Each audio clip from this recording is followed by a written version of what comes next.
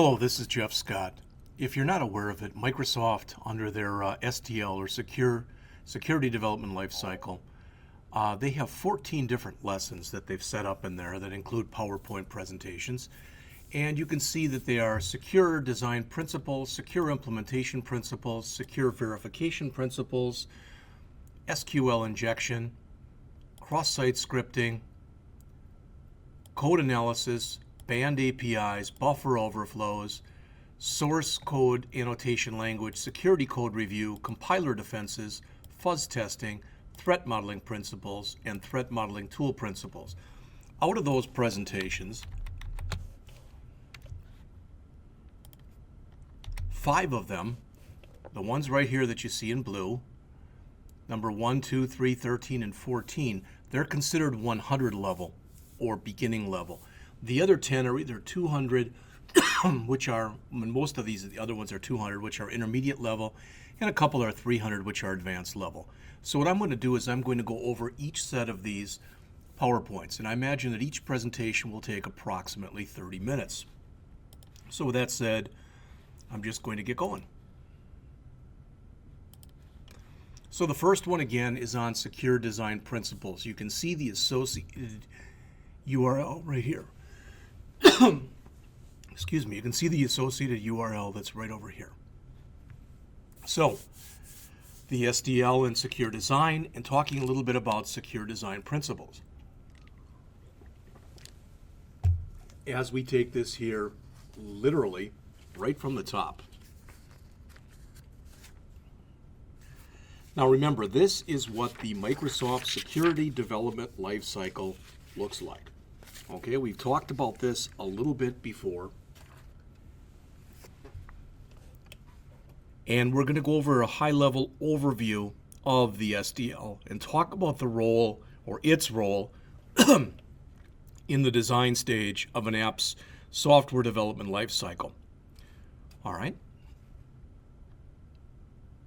So as you can see here, as we go through it, the SDL, Microsoft describes it as being a holistic and comprehensive approach that leverages education, process, technology, and executive commitment to consistently create more secure software internally, within, and external of Microsoft. All right, so it's something, it's a security initiative that Microsoft has developed, and they upgrade at a minimum every 6 weeks. So as we go through and we look at this, you'll notice at first we have a training phase, and as I've mentioned in class before, every Microsoft developer must complete mandatory security training. And I believe it's a minimum of 25 hours per year. Next, we jump into the requirements phase. And the requirements must accompany functional requirements of the software being created. All right, they can include things like encryption, authentication. We'll get into talking about a security bug bar and a few other things. Next, we have the design phase. Design vulnerabilities have a big detrimental impact on security. And there's a lot of things to address in here, such as, we'll talk a lot about threat modeling. All right. Next, we jump into the implementation phase. And in the implementation phase, that's where the code is written by the developer, and they try to basically use these best security principles that have been mandated by Microsoft. Next, we jump into the verification phase. And as you can see right here, this is a quality assurance phase where security testing takes place, in addition to your typical type of functional testing to make sure things work the way that they should, and if you've got bad inputs, that they're handled correctly. Then we've got the release phase. All right. This is basically the last major milestone that has to be passed in order to release a product under the SDL. Security experts, development team people all review activities, mitigations, any kind of security artifact that's been brought up along the project or within the project. The product team defines a response plan, describing procedures and contact information, etc. Not if, but when vulnerabilities are discovered after the product becomes operational. And finally, we've got the response phase. And in here, what's called the MSRC, or the Microsoft Security Response Center, prepares to handle any security issues that are uncovered once the product goes live. So as you can see, when you look at this, for something like this to work, it's going to require executive commitment, and they've got it from Microsoft. This is an ongoing process involvement mechanism. You can see that the training and education are involved here to aid in detecting software vulnerabilities and to ensure that everybody really basically adheres to the SDLC. So when we look here and we talk about it, it says, again, safe apps begin with secure design. So these are some of the things that have to be discussed in here. These are what are referred to as core Security Development Lifecycle secure design principles. Attack surface reduction, also known as ASR, basic privacy, threat modeling, defense in depth, the principle of least privilege, and secure defaults. So taking them one at a time. The attack surface of an application, as you can see right there, it's the portion of the program exposed to a particular person or to another program. For example, if you had an open network port, all right, or even a user interface, those are examples of an application's attack surface. One of the most important design principles that's in here is what's shown on the bottom, and that's ASR, or attack surface reduction. The principle of ASR is what you want to do is minimize the attack surface while still satisfying the functional requirements of the application. If you reduce your attack surface, you minimize the number of vulnerabilities an attacker can discover and exploit. Here's an example. Let's pretend we're a home security company and we want to protect this home here from a burglar who attempts to break in and steal the valuables inside. Let's talk about what our attack surfaces are. Well, at the front of the house, as you can see, we've got a door right here, and we've got 6 different windows. On this side of the house, because we can't see the back or we can't see this side, but notice there's 4 more windows that the burglar could use. Finally, I guess there's the chimney if they threw a smoke bomb or something else in there. Now, kind of likened to a house, software applications have various points that are exposed to people and other programs and computers. Each one of these can potentially be exploited by a malicious user. So again, with ASR, with the attack surface reduction, the goal is to minimize the number of potential vulnerabilities that a malicious user could come in and exploit. In order to reduce the attack surface, you need to first know how to measure the attack surface. Again, what this is, it's defined by the set of interfaces or entry points to a program. Again, ASA, attack surface analysis, is the process of identifying and understanding all of the entry points that comprise the attack surface. For each of these entry points, you must consider the importance of the feature it enables. In other words, you must go through some kind of a ranking mechanism, because you may find that there are a boatload of errors, but you may or may not have the resources, the time, or the people to fix all of them. So you have to consider the specific classes of users that require these features. Ideally, what you want to do then is you want to restrict access to those features, so only users that need them can use them. And a very significant part of ASR is restricting who has access to a particular product or a feature and how many users can and do obtain that access. What you find is attack surface analysis, it's an iterative process. For each feature you analyze, you've got to go through its features and its subfeatures. Again, the idea is you want to restrict access to features as much as possible. Especially things like older, faulty, or less used protocols should be disabled whenever possible.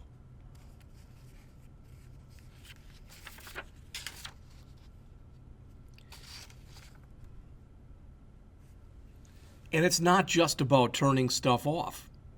It's not strictly about disabling or not installing features. For instance, instead of using UDP, you could use TCP, which is more easily secured. Instead of making a network service internet accessible, you might make it only local network accessible. So you can use attack surface reduction to enforce the principle of least privilege. We'll talk about that in a couple minutes. But you design the program to run with the lowest set of privileges required to perform its function.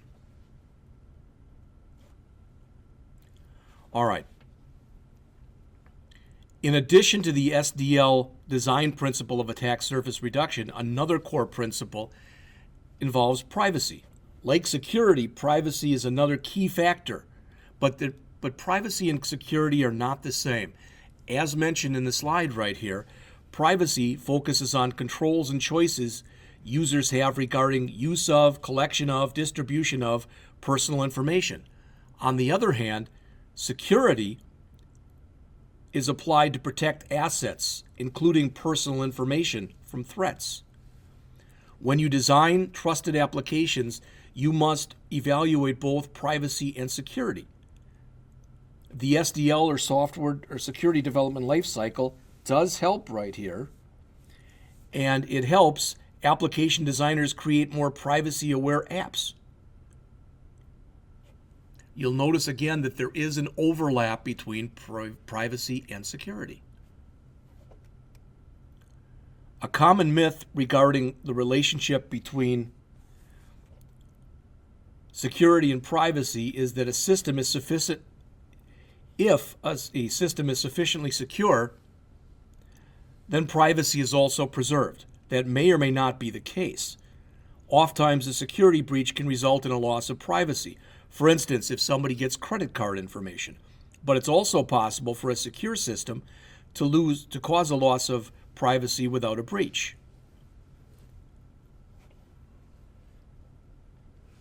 Oops. So your objectives here, as you can see, you've got three primary objectives when developing privacy-aware applications. You want to fulfill legal obligations, increase customer trust, and prevent block deployments.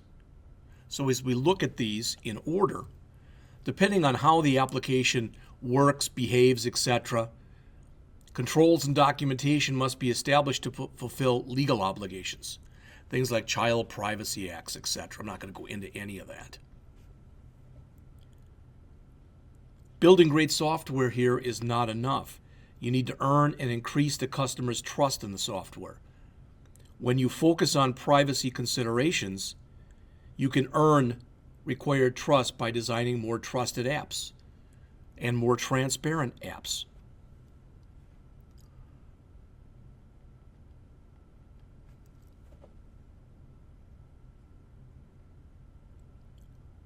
Finally, you want to prevent blocked deployments.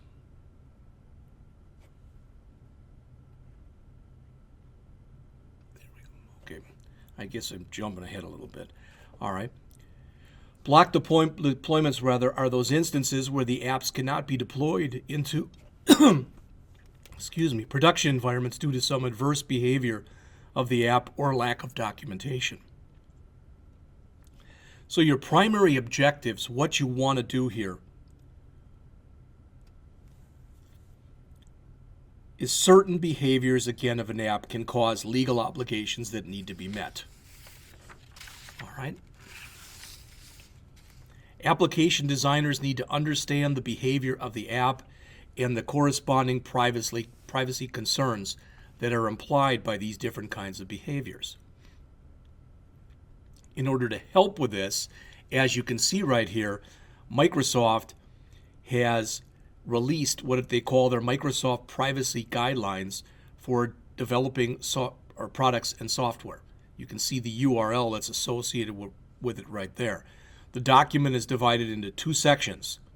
The first section contains definitions and key concepts, where the second section contains rules categorized by specific development scenarios. Within the SDL, Microsoft sets a privacy bug bar that's used to measure the impact of non-compliance with rules of these privacy guidelines. All right, later on, we're going to talk in a lot of depth and breadth of coverage about threat modeling. Threat modeling is something that Microsoft uses throughout the security development lifecycle to both understand and address any and all threats of an application. And when we say to understand and address, ideally we want to mitigate or get rid of those threats. It's important not to confuse threats with vulnerabilities. A threat is what an adversary might try to do. A vulnerability is a specific way that a threat is exploited on an unmitigated attack path.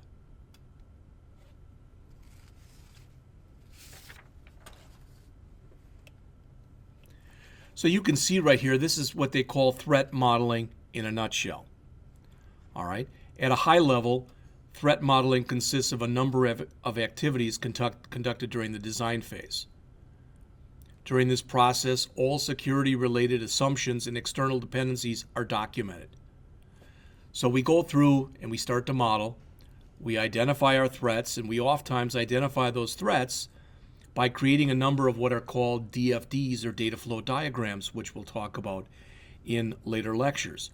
DFDs model the trust boundaries of the application and its components and the flow of data between the application and the environment. Most developers like data flow diagrams because they're active. Again, they're showing the data flow throughout the application. All right, so once you know what those threats are, the next step is to determine the type of threats facing the app and then choose the appropriate mitigation for each type of threat. And that's what we talk about here. After you've gone through and done that, then you need to come through and you need to validate what you've done. You need to find out if that's the most cost-effective way and whether or not the threat is even worth mitigating. So you're coming through here and you're always reviewing the threat model and everything that's involved in it. Now, Microsoft has created an actual threat modeling tool. This is an old URL because this is back when Microsoft had the Microsoft Threat Modeling Tool 2014. In the last month, they've introduced a new version of it, which is the Microsoft Threat Modeling Tool 2016. We're going to go through an exercise on that in the classroom a little bit later. Another core principle is defense in depth. This defense in depth is a military term. It's beginning the application design process with a mindset that basically all applications and all hardware will ultimately fail. If we go back to the example we talked about before about a burglar breaking into the house, you could lock all the doors and all the windows to keep the burglar out, but that might fail. So you could install an alarm system. That might fail. I guess you could hire armed guards. Even that could possibly fail. All right. Most applications today are designed and implemented in such a way that an app can be compromised when a single and often only layer of defense fails or is breached. So in other words, when there's a problem, there can be potentially catastrophic circumstances or results based on that. With the defense in depth principle, apps are built in such a way that if one defense layer fails, there are additional layers of defense that provide protection to the application. In other words, if a malicious user is going to compromise the app, we want to make their job as difficult as possible. That is, in essence, that is defense in depth. So if we look at an example of this,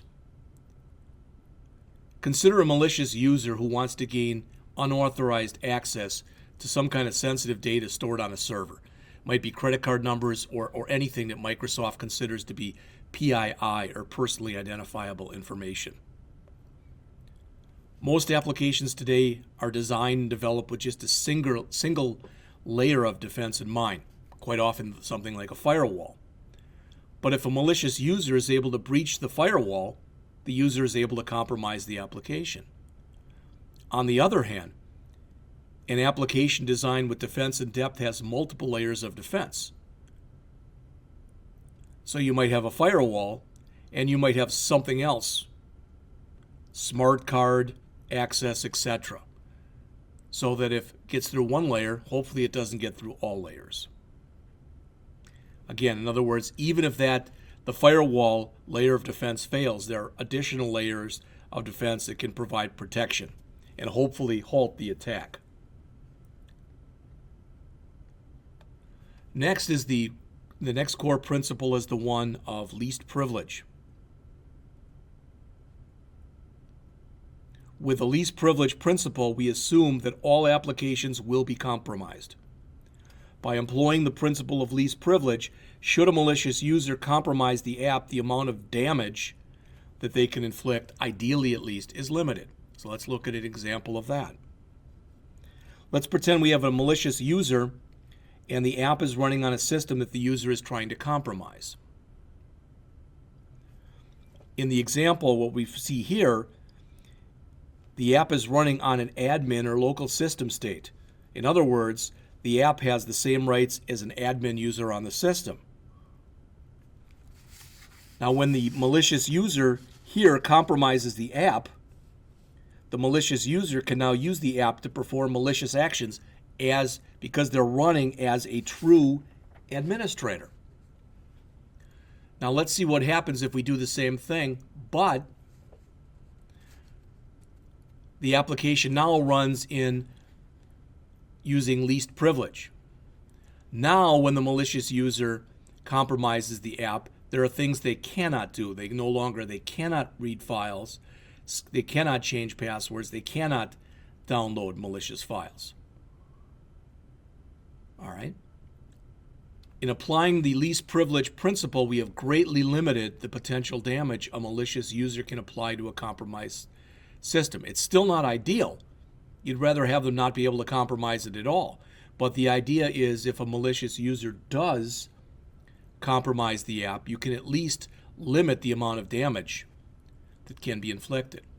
So let's look at a couple tips for trying to implement the principle of least privilege. Think minimally. Ask yourself, what's the minimum access the app needs to function correctly? If the app requires higher privileges, elevate the privileges only when required, and then downgrade those privileges immediately afterward. Again, you have to realize and come to grips with the idea that accessibility is a privilege, not a right. All right. Next, let's look at secure defaults, which is another SDL core principle.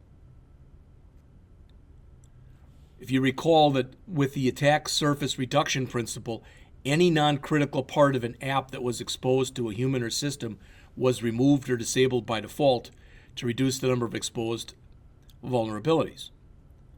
All right. The secure default principle considers a situation where part of an app needs to be exposed to a human or system by default, and how we can do this in the most secure and safe way possible. So imagine that you've got an app, and that app has to interface with the internet. You just don't have any choice. Through the SDL process, Microsoft uses this principle to better ensure that customers have safer experiences. It is left to the user to reduce the security and privacy of the app, and not Microsoft. Malicious users commonly scan networks for apps or devices that are known to be insecure by default. These apps are easy to compromise, but with secure defaults, this ability is pretty much taken away from malicious users, and it keeps your customers safer. Just so you know, some examples of this, what are some secure default examples? A firewall. By default, the latest and future versions of Windows, for example, come with a firewall turned on by default. SSL sockets, user access over anonymous or authenticated channels, password complexity. There's a lot of things that are involved in here. Storing passwords as hashes. So this pretty much ends the discussion of SDL secure design principles. Talked about a high-level overview of the SDL and the role it fulfills in the design stage of an app software development lifecycle. We explored some of the core secure design principles, such as attack surface reduction. Remember, that emphasizes the importance of reducing the overall number of possible points in an app that malicious users can use to attack an app. Basic privacy principles, which concentrate on the importance of fulfilling legal obligations, increasing customer trust, and unblocking deployments based on an app's behavior. Next, we went into threat modeling, which gives application designers a structured, methodical way to understand and analyze threats to an app. From there, we went to defense in depth. That principle focuses on how to use multiple layers of defense for an app to greatly reduce the likelihood that a malicious user will be able to exploit it. From there, we went to the principle of least privilege, which emphasizes the importance of limiting the amount of damage a malicious user can inflict on an app. Lastly, we talked about secure defaults. Secure defaults, this principle concentrates on better ensuring customer safe experiences with an app out of the box. If you care, again, this is a book that I have used. I have it for myself. I've told Doug I'll give it to him when I finish with the course. It's a little old. It's 2004. Not a very big book, about 250 pages, the Security Development Lifecycle. Here is the official Microsoft SDL site. It's just microsoft.com/SDL. I've also got this book, which again I've told Doug he can have after I'm done with the course, which is called Threat Modeling. It's a pretty well written book. Here's a little bit of the threat modeling tool, but again, that's the 2014 version. Microsoft Developer Network, the MSDN, this is their Security Developer Center. They've got a SDL blog that you can see out here, and Michael Howard, who is one of the authors of the Security Development Lifecycle. That's his blog, and that's pretty much it for this first presentation.